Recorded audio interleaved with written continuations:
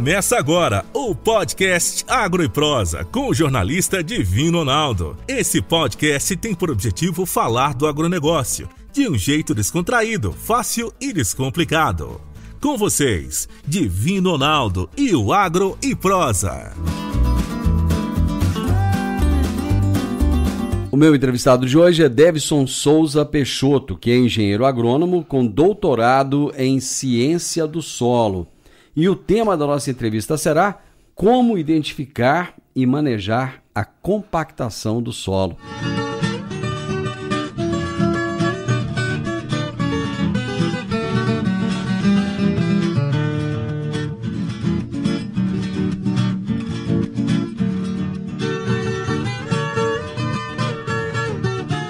Por que compactação, um assunto tão antigo, ainda está sendo discutido nos dias de hoje? Divino, eu que agradeço o convite de estar aqui falando de um tema que é tão importante para a nossa agricultura e que nos últimos anos as pessoas têm dado mais valor a esse tema. Porque a parte de fertilidade tem aumentado o interesse e as áreas estão sendo construídas muito no sentido de fertilidade e em alguns locais as produtividades não têm aumentado como era esperado, né? Somente pensando em fertilidade.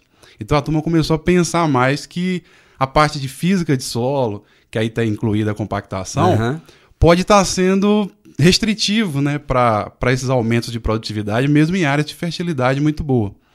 Então, assim, só para contextualizar, né, o que seria essa compactação, porque muita gente às vezes confunde e não sabe muito bem o que é.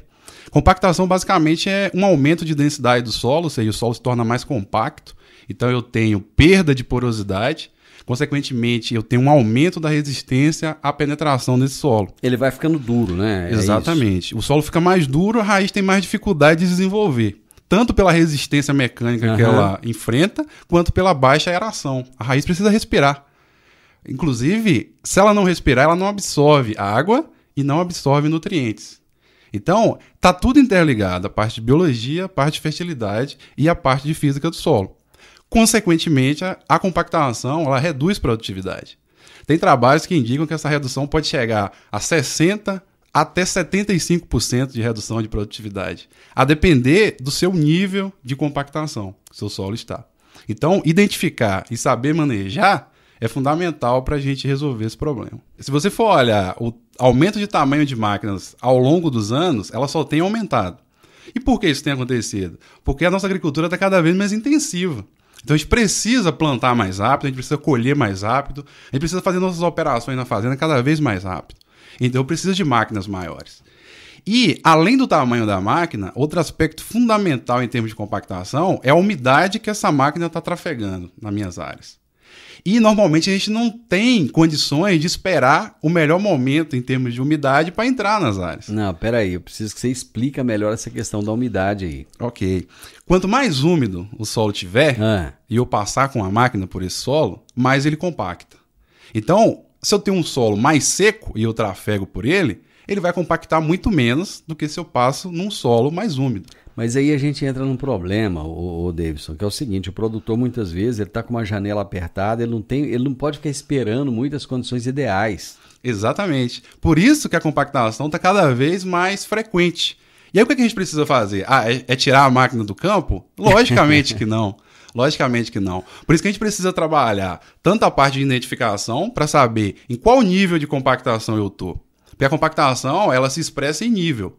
Quanto menor o nível, eu posso trabalhar com métodos de manejo mais simples.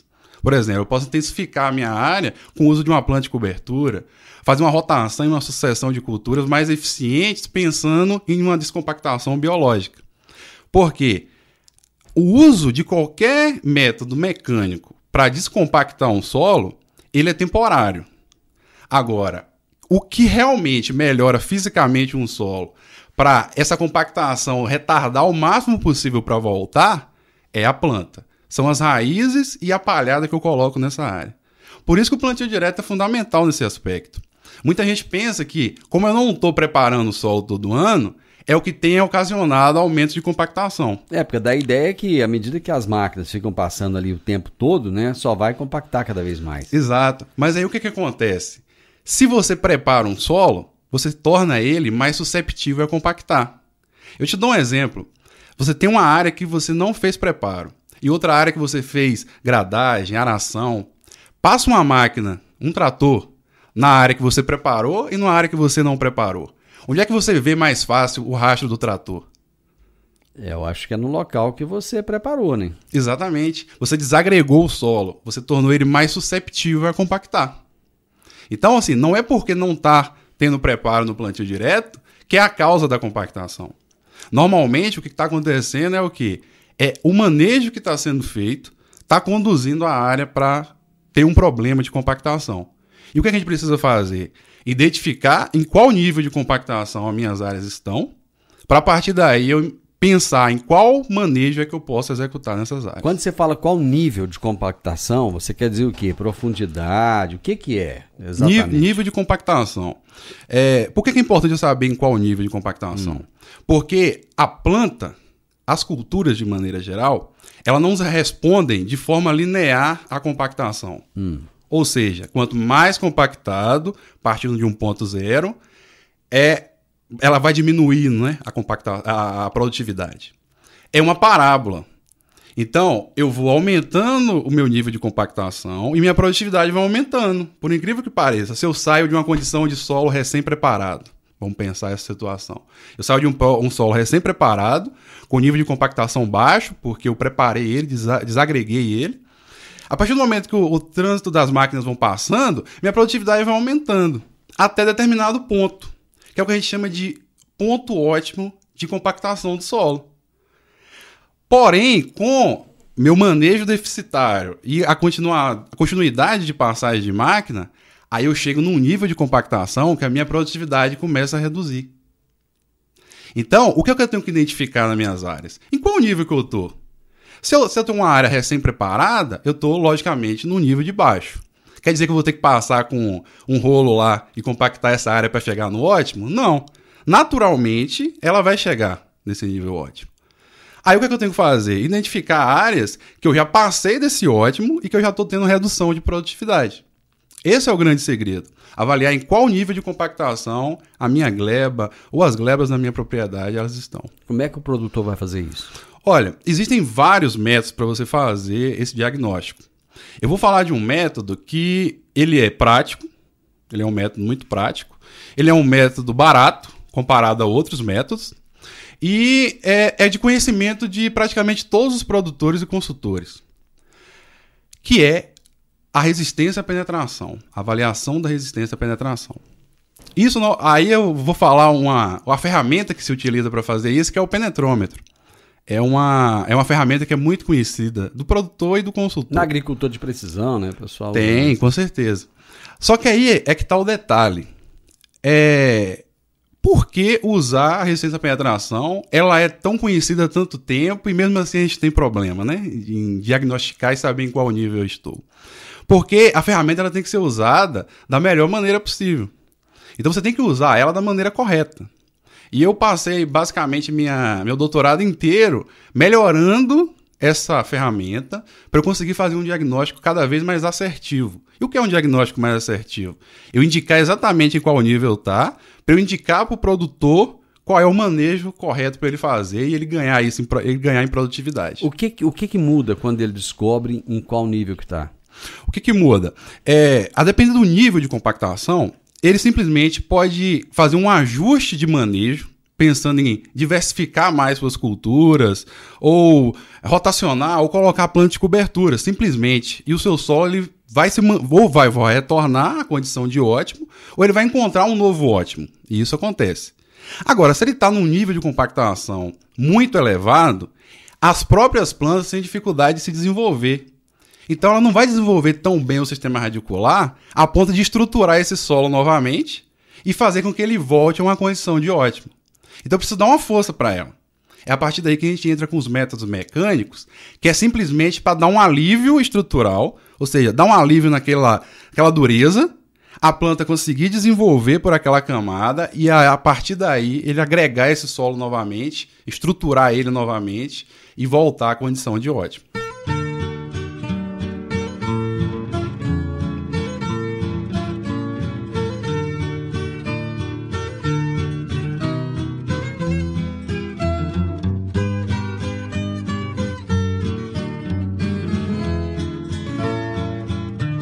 A subsolagem, ela é uma solução?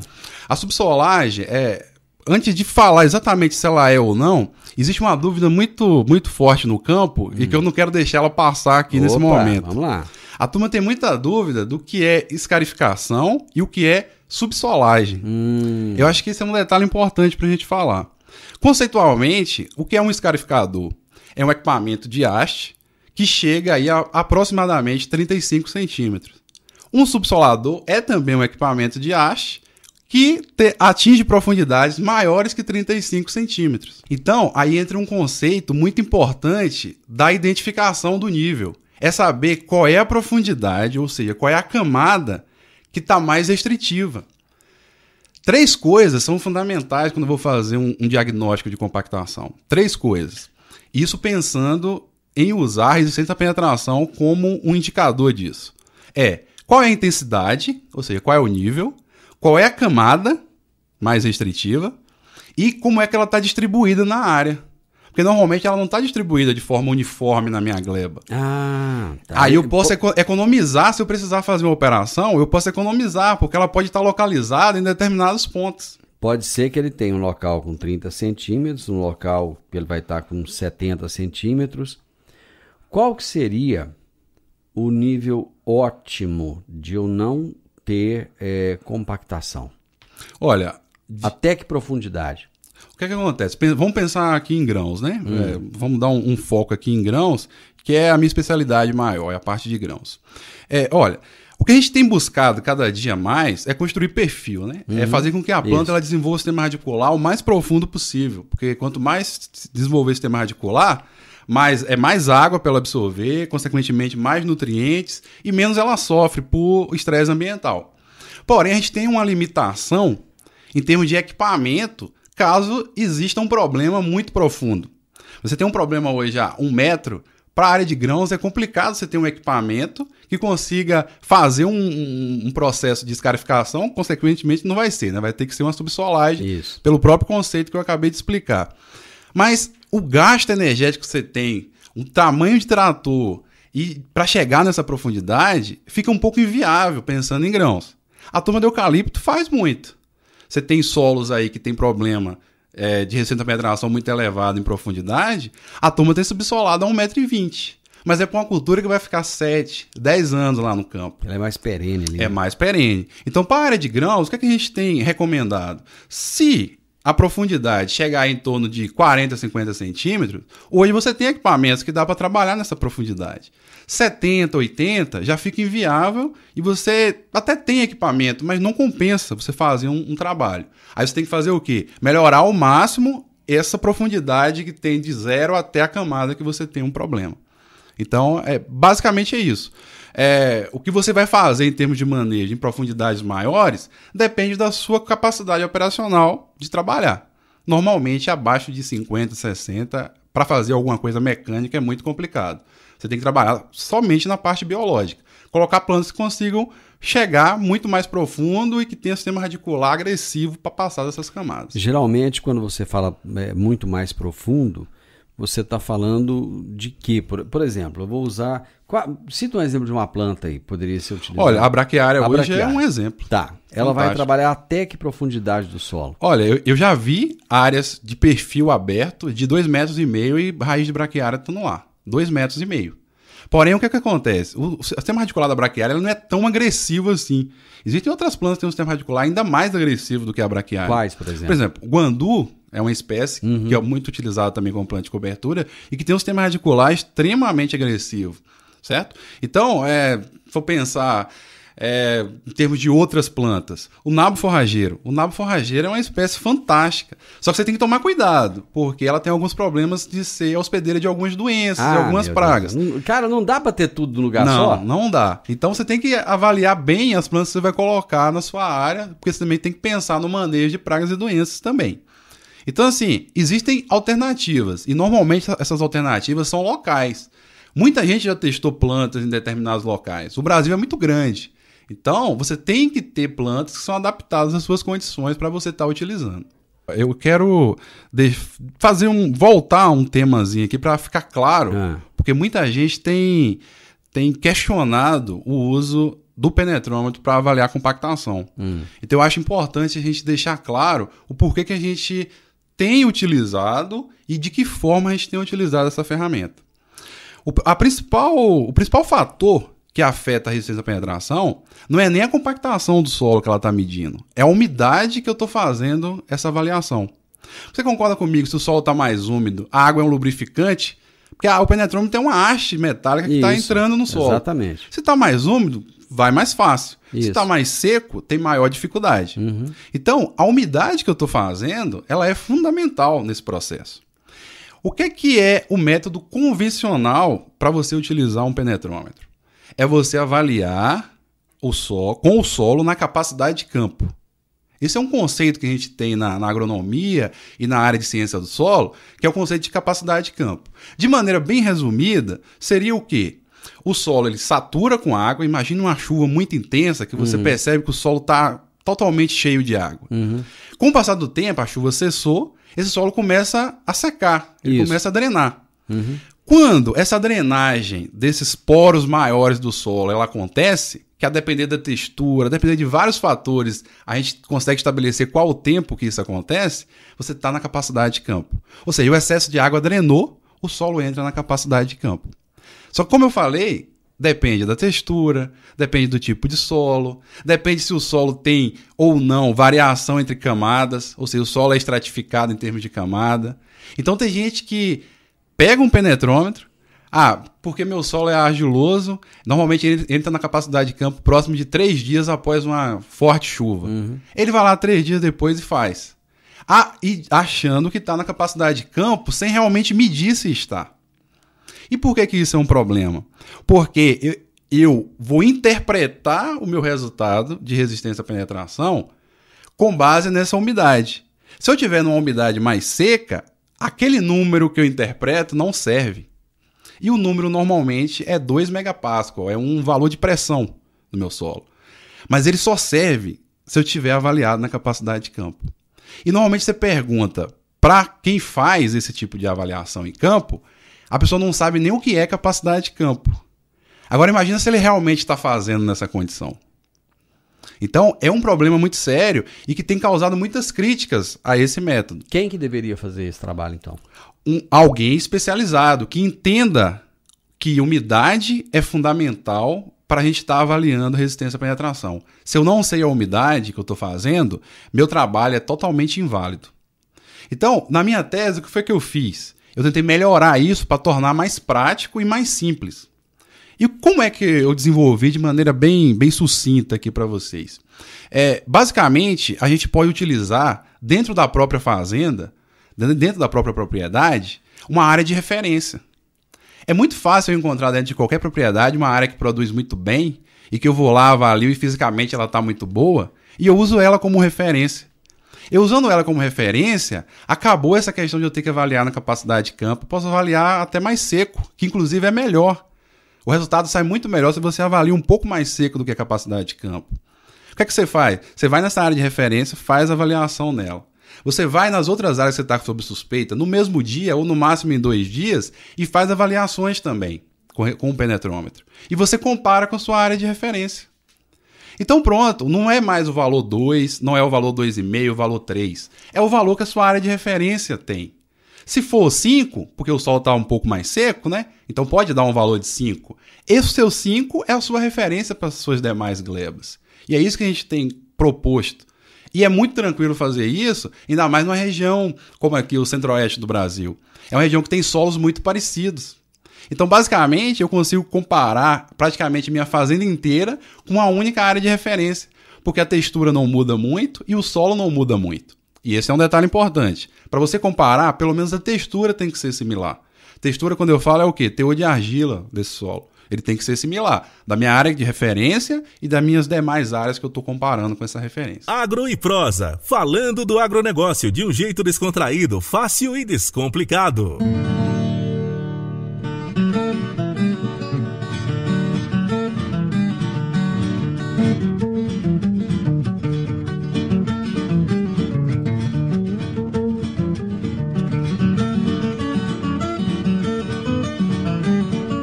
Muitos produtores estão abrindo áreas novas.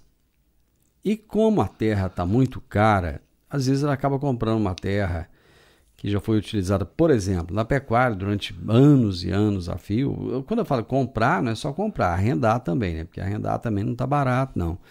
Então, ele acaba utilizando uma terra, muitas vezes, que foi utilizada para pecuária durante 15, 20, 30 anos, e aquele solo não foi trabalhado, e ele foi muito pisoteado.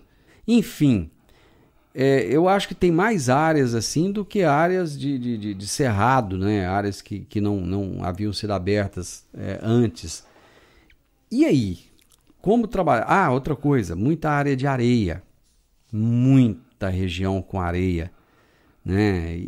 E é um desafio? Sim, com certeza. Aí a importância também de você pensar que o diagnóstico que você tem que ter do seu nível de compactação, ele tem que começar desde o início.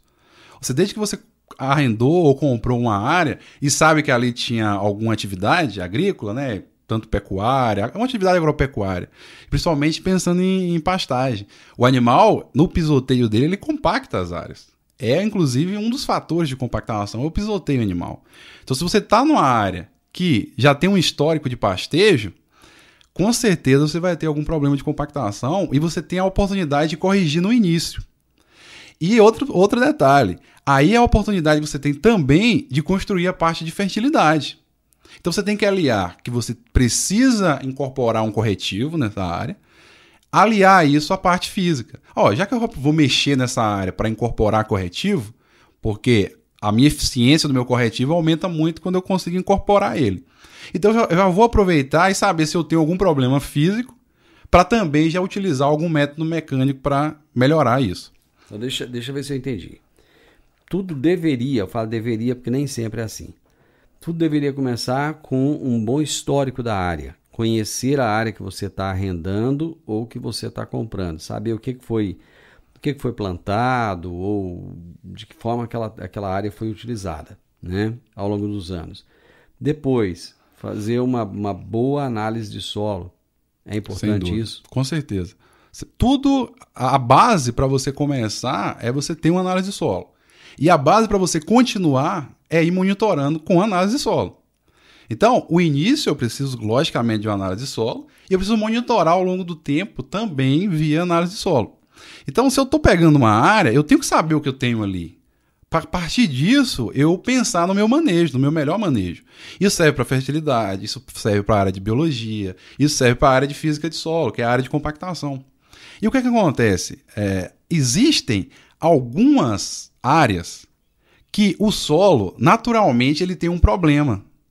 E normalmente esse problema está ali entre 40, 60, 70 centímetros.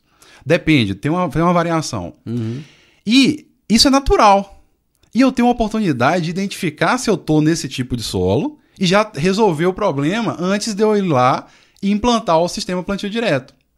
Por quê? Depois do sistema plantio direto implantado, eu vou lá e identifico esse problema, eu vou ter que começar novamente do zero. Ou às vezes nem... não, então vai ficar desse jeito.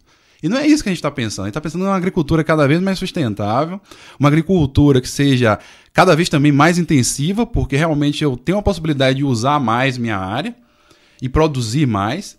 Só que eu tenho que tentar resolver ao máximo meus problemas. E eu só consigo fazer isso se eu tiver informação, se eu fizer diagnóstico, se eu tiver dados. E eu só consigo fazer isso tendo conhecimento técnico do que é que eu preciso fazer e de como fazer da melhor forma possível. Bom, Davidson, o nosso tempo já acabou, já foi, né? Mas vamos para a solução. Claro. Então, o primeiro foi identificado o problema. Agora, qual é o manejo ideal? Bom demais. O manejo ideal, logicamente, ele vai depender do que você fez, né, em termos de identificação. A depender do nível que você está de compactação, simplesmente você mudar a forma que você está fazendo em termos de inserção de culturas na sua área, já vai conseguir resolver o problema, ou minimizar ele ao máximo possível. Por exemplo, você colocar uma planta de cobertura na área, como a gente já falou um pouco de planta de cobertura, a depender da região, e se for possível, você integrar um milho, pensando em milho safrinha, com uma braquiária ou com uma crotalária, que em algumas regiões já é uma realidade, você está melhorando o seu manejo. Por quê? Como eu falei, o método mecânico ele é só um alívio temporário, Quem realmente vai melhorar seu solo são as raízes e a matéria orgânica que você conseguir adicionar nesse solo. Então, se você está num nível mais baixo de compactação, simplesmente a parte de manejo de plantas na sua área já vai ser suficiente. Porém, se você está num nível muito acentuado, e aí a diferença da sua área de referência para as suas áreas que você está avaliando vai lhe dizer isso. Se for uma diferença muito grande, você sabe que o nível está muito elevado. Aí você tem que partir para um método mecânico, aí vai depender da profundidade que essa camada mais restritiva está. Se for uma profundidade aí até 30 centímetros, mais ou menos, você pode abrir mão de um escarificador. Ele gasta menos diesel, né, para trabalhar, porque ele trabalha numa profundidade menor e menos potência de trator. Agora, passou de 30 centímetros, você tem que abrir mão de um subsolador. Vai gastar um pouco mais de diesel, mas você vai conseguir resolver o problema, porque você sabe que o problema está naquela camada. O que a gente vê de problemático? Primeiro, a turma não tem identificado se tem problema ou não. Além de não identificar, não sabe em qual camada é. E decide fazer qualquer operação. Muitas vezes está fazendo uma operação que nem está atingindo aquela camada. E esse é um grande problema.